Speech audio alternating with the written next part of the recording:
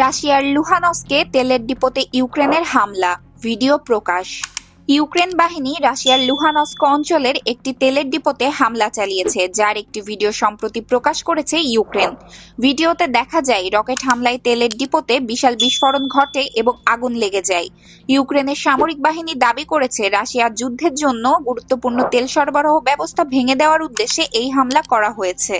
এই হামলা ইউক্রেনের সামরিক কৌশলের অংশ, যেখানে তারা রাশিয়ার গুরুত্বপূর্ণ অবকাঠামো ও সরবরাহ লাইন লক্ষ্য করে আক্রমণ চালাচ্ছে। ইউক্রেনের প্রেসিডেন্ট ভলোদিমির জেলেনস্কি ইতিমধ্যে ঘোষণা করেছেন যে রাশিয়ার সামরিক কার্যক্রমের বিরুদ্ধে তারা তাদের পুরো শক্তি ব্যবহার করবে। রাশিয়া এখন পর্যন্ত এই হামলার ব্যাপারে কোনো আনুষ্ঠানিক উত্তেজনা আরো বাড়াতে পারে, বিশেষ করে রাশিয়া এবং ইউক্রেনের মধ্যে চলমান যুদ্ধের প্রেক্ষাপটে। Pranoti Rahman, international desk, press 20 Bangla.